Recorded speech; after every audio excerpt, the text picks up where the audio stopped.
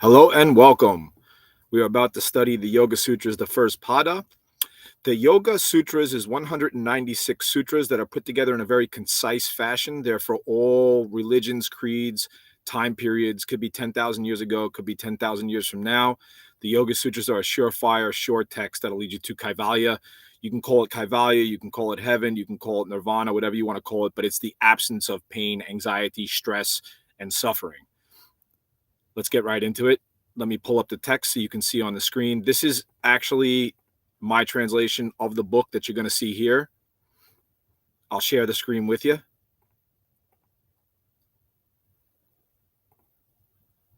And here we go.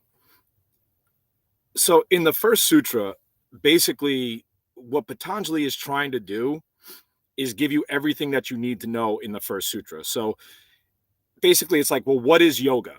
And Patanjali is like, yoga takes place now, is how some of the translations say it. It also means yoga happens in this moment. So there was multiple views when he said this. One of the views was he said it was like your journey takes place now. You're learning to do yoga now. But it could also mean yoga happens now in this moment.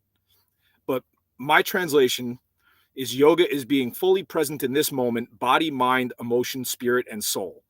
And that right there sums it up. But you do need the rest of the sutras. Each sutra is important. There's 196, but 26 of them you really don't need, but they are kind of cool. Second sutra, yoga is stilling the mind. A common translation is yoga is cessation of the fluctuations in consciousness. The third translation that I have, it has Buddhist influence. Yoga is keeping the mind calm and focused. The third translation, then the mind rests within the soul. Now, this is why I love this text. It's so potent. It comes flat out and talks about the soul, where a lot of other things, they pussyfoot around, they go around the bush. The Yoga Sutras is flat out. In the third sutra, they're saying your mind and your soul have to be one. But some of the translations, they say the seer, S-E-E-R. When they say the seer, what they're saying is the thing that's actually seeing, the thing that's actually experiencing. Then the seer dwells within its own light. The third translation, the spirit experiences itself when the mind is still. Sutra 1.4. Otherwise, the soul identifies with the fluctuating consciousness. Now, this is so important. When you're stressed out, right? When you're stressed out, when you're worried, when you're in pain, your soul is identifying with something that's fluctuating, with a phenomena that's impermanent. So when your mind and your soul are not one, your consciousness is identifying with something in the physical plane. That's all fine, but since the physical plane is in a constant state of change, it causes irritation, unhappiness, depression, suffering, pain. Sutra 1.4, second translation. At other times, emptiness assumes the forms of the movements of the mind. Third translation, the spirit identifies itself with mental states when the mind is moving. So your soul is identifying with it. Fourth translation, otherwise the seer becomes attached to that which is impermanent. Sutra 1.5, the fluctuations in consciousness are 5 in origin. This is why this first pada is so important. These next sutras are extremely important. Everybody should know this, everybody. They may be detectable or hidden, painful or painless. Second translation, there are 5 categories of mental movements. They can bring affliction or be free from affliction. Now, the next sutra tells you the causes of them. They are caused by right knowledge, wrong knowledge, delusion, sleep, and remembrance of things past. I give 3 translations for this. Welcome, thanks for coming. They are correct knowledge, false assessment, imagination, sleep, and memory. Third translation, they are proper judgment, misunderstanding, which is also confusion, lack of clarity, uncertainty, sleep, and memory. 1.7, the source of correct knowledge are direct perception, logical reasoning, and factual texts.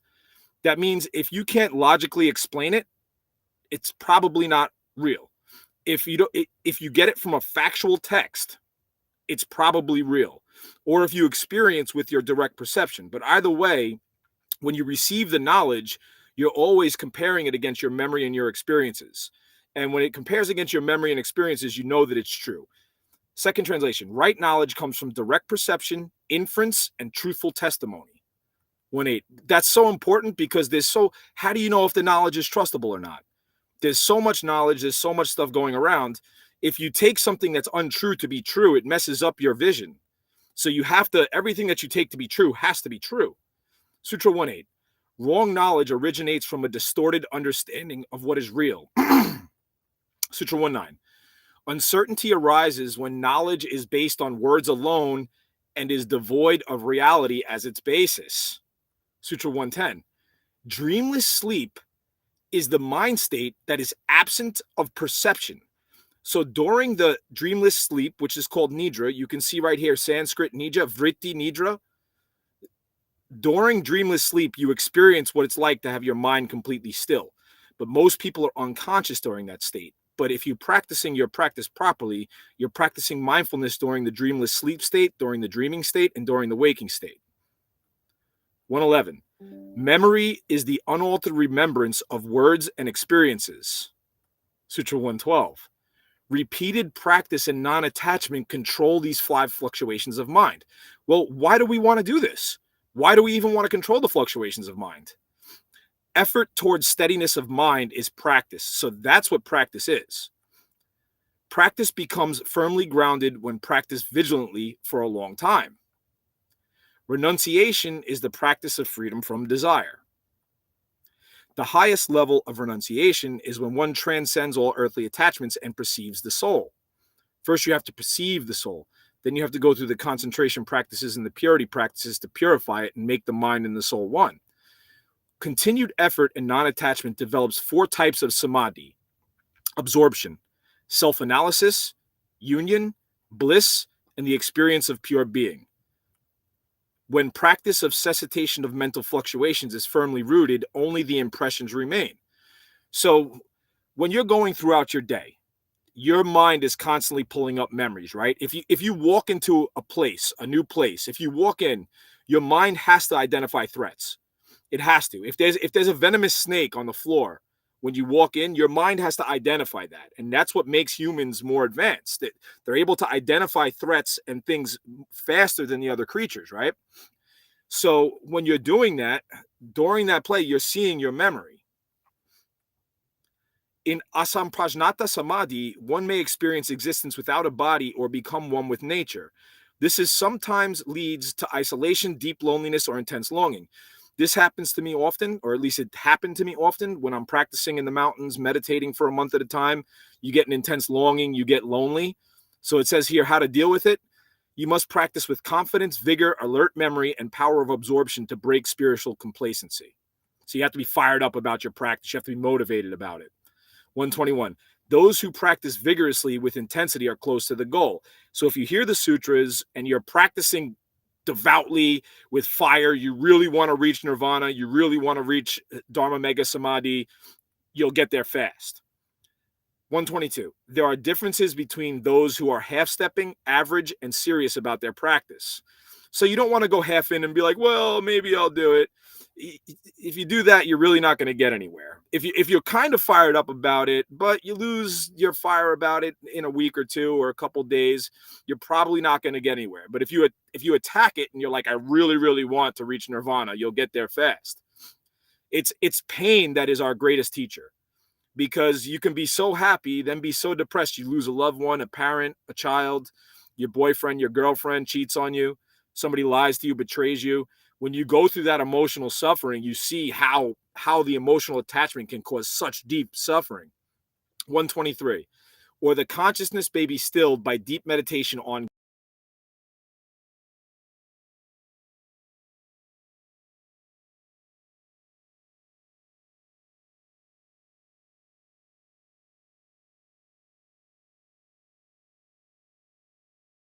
by actions and untouched by cause and effect. If you can hear me, please leave a comment. There's something going on with my speakers. Sutra 125. God is the origin of all energy and knowledge. So that's another thing that I like about the Yoga Sutras. They come out and they talk about God. The Buddha avoided talking about God. I'm sure he talked about it to some of his closest followers, but he was demonstrating what it's like to be one, to have his soul one with the universe. So in that time, there was like 10,000 gods. Thank you. Thank you. When the Buddha was around, there was like 10,000 gods. So everybody was worshiping a different god. And if you brought up a god, all it would do would spark arguments. And the Buddha's purpose was to end suffering. So when he spoke about God, it caused conflict. So that's why the Buddha didn't really speak about God. But if you study the text, he doesn't deny God. He just didn't talk about it.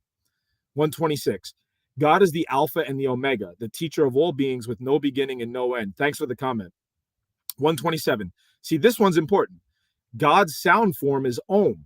So when we're doing the Ohms, we're focusing the third eye, we're resonating and aligning ourselves with God's vibration. And that is the bija, or the original spoken seed that created existence, was Om. It's always going through the universe. 128. Repetition of the syllable Om with full presence of mind, body, and soul will allow one to realize its full significance. 129. Japa of Om while meditating on God clears hindrances to self-mastery. So when you're doing Om, you're also meditating on God. Sutra 130. The hindrances to spiritual enlightenment are, okay, so here 130 and 131 are basically two of the most important sentences ever spoken in human history. That really is how it is. Sutra 130.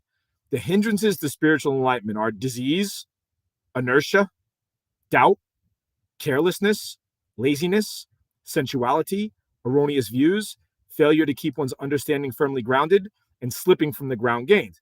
Okay, so I'm just an average person. What do I care about that, right? 131.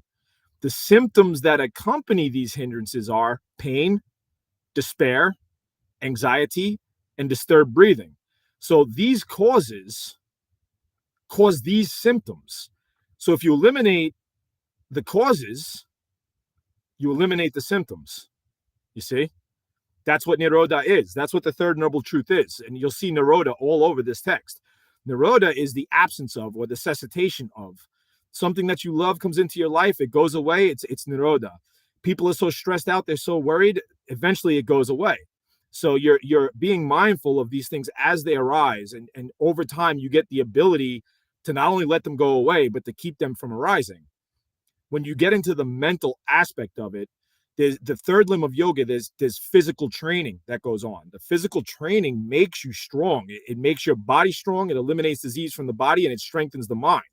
That's why in yoga, the third limb is asana, physical training. 132. Practicing single-minded concentration is the best way to prevent the hindrances and their accompaniments. There you go. That's how you stop it. 133. Inner peace is achieved and maintained by cultivating friendliness towards those who are happy, compassion for those who suffer, goodwill towards the virtuous, and indifference towards the non-virtuous. The only one I ever had problems with is indifference towards the non-virtuous. It was extremely difficult for me to be indifferent towards people who were wicked. 134. The mind can also be calmed by holding the breath after exhalation. External breath hold. 135. Or by contemplation of an object that helps maintain steadiness of mind and consciousness. This can be anything. A lot of people use the Om symbol. They stare at the Om symbol. They focus on the Om symbol. You can visualize anything in your mind that you can focus on to help you develop steadiness of consciousness. 136. Or by concentrating on the luminous, blissful light within. I'm going to give all three translations for this. Or inner stability is gained by remaining free of sorrow and filled with light. I absolutely love these translations. Third translation, or inner stability is gained by contemplation of pure light and consciousness. So in the omniverse, in the 12 dimensions of existence, okay, there's a light that flows through everything, and that light is consciousness itself. Meditate on light. 137, or when the consciousness is free from longing. Second translation, or by contemplating a mind that is free from attachments, one can achieve stillness. Sutra 138, or by concentrating on the consciousness's experience while dreaming and during dreamless sleep. This is what I was saying. And really, this should say during the waking state. the dreaming state and the dreamless state, because this is so important in the yogic teachings. This is another thing that should just be taught. Everybody should know this. It's one of the most important things you could possibly know. During each of the three conscious states, you only have three conscious states. You have the waking state, which is me right now. I'm awake, I'm moving my physical body, there's physicality to it. The dreamless state is called the nidra. Here it is again, nidra. The nidra state is when your head hits the pillow until the time that you dream.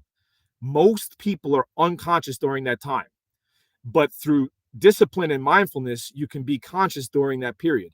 If you can achieve consciousness during that period, you'll experience omnipresence, you'll experience stillness of mind, you'll experience the consciousness that flows through all of existence during that state. Then the next one is dreaming state, the dreaming state. During the dreaming state, you're experiencing things, but you don't have a physical body, so you're experiencing them through the eye of your soul during those states. 139, or the mind becomes concentrated and still by meditating on anything one chooses. 140, when concentration is mastered, one gains mastery of the smallest to largest dimensions. Sutra 141, when the mind and the heart are purified, the practitioner realizes that the knower, knowable, and knowledge are one. The mind is like a mirror that has had the dust wiped clean. 142. So when you're practicing your practices, when you're practicing the 8 limbs, the austerities, eventually, if your soul becomes pure, everything dawns by itself. You can't become pure if you don't practice concentration.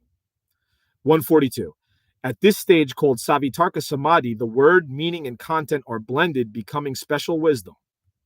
143. In Nirvitarka Samadhi, you realize the difference between memory and intellectual illumination. Your memory becomes cleansed, and the light of consciousness shines with blissful purity. 144. Savichara Samadhi, deliberate, and Nirvichara Samadhi, non-deliberate, are the contemplation of subtle aspects. What are they saying here? They're saying, like, you ever gone through a situation, then afterwards you're not trying to think about it, but there's not clarity there, and the clarity just comes over time. Like, it might come a day later or 2 days later. That's non-deliberate. Okay, you're non-deliberately thinking about, like say somebody comes into your life and there's something off about them, or they scammed you, right? They're trying to scam you. What you can consciously think about it, like, is that person trying to scam me, and look into the subtle aspects about it? Or you can just be sitting there and naturally it will naturally occur. Those are the two differences between that. Have you ever heard you have to wait till your mud settles? That's when it's happening unconsciously. When you're consciously focusing on it, trying to figure it out, that's when it's consciously. This one, Sutra 145, is another one of the most important sutras. The subtlest dimension is consciousness. When consciousness dissolves in the space around you, it loses all attachment and becomes pure. This is another thing that it's one of the most important lines of information ever spoken. 146. The states of samadhi described previously are dependent upon previous knowledge, which can lead to attachment. Sutra 147. From mastery of nirvichara samadhi, purity is attained and undisturbed illuminated consciousness flows, igniting the spiritual light of the self. So here again, you see the near. See how there's always near in front of these things in the Sanskrit words? Nirvana, nirvichara, nirodha. All these, the near in it means like the absence of, or the negate of it. So nirvichara samadhi is when it's when the seeds become, okay. So right now I'm explaining something to you, right? So you're hearing my words, you're getting a mental impression, you're understanding with your intellect what I'm saying, but it leaves an impression, right? That impression, although you need it to level up, you can't level up without it. You have to have the impression. But when you transcend that type of intellect, you don't need the impression anymore. So what you use to grow eventually becomes a limitation. That's what they're saying here. But it says igniting the spiritual light of the self. 148. When consciousness and wisdom become one, limitations are removed. Then the practitioner is capable of knowing anything and everything. So the goal of yoga is omniscience and omnipresence. It's all powerfulness and all knowingness. That's the goal of yoga. This is the high philosophy, but The high philosophy, you have to understand it and you have to do the practices that go with it. You can't have one without the other. You can't have the peanut butter and no jelly. All right. You have to have the peanut butter and the jelly. And the teachings here that you get, the philosophy here, you need it. But with that, you have to practice the meditation, the concentration techniques, the body awareness. And there's a lot of specific meditations that I do. 149, the absolute truth is all encompassing, limitless, and infinite. 150, the light of this realization bears the fruit of an evolved life. All previous mental impressions are left behind, and new ones are prevented from forming. Sutra 151. When this impression is wiped out, all impressions are completely eradicated and perfect self-realization is achieved. That's it for the first pada. Now, when you end off with this pada, like I said, just hearing it is really, really good. Like the odds of making it to nirvana, if you don't hear the sutras or the words of an enlightened being, are very slim. It's like being in the ocean without a paddle. You know, you're at the whims of the ocean. But once you hear the sutras, you have paddles and you start heading in the right direction. Now, in the Sadhana Pada, it starts to talk about, the first is strictly philosophy, right? The Dharma is strictly the universal law and the intellectual knowledge and the philosophy that you absolutely have to completely and totally understand.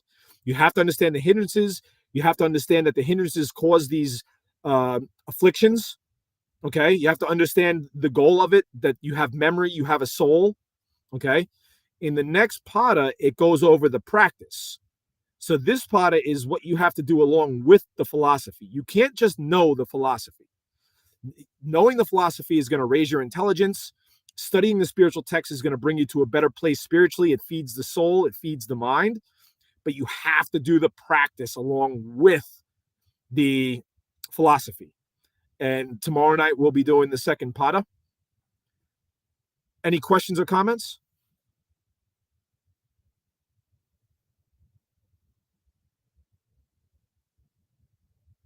Well, thank you so much for joining me. I really appreciate it. Dhammapada study is at 8.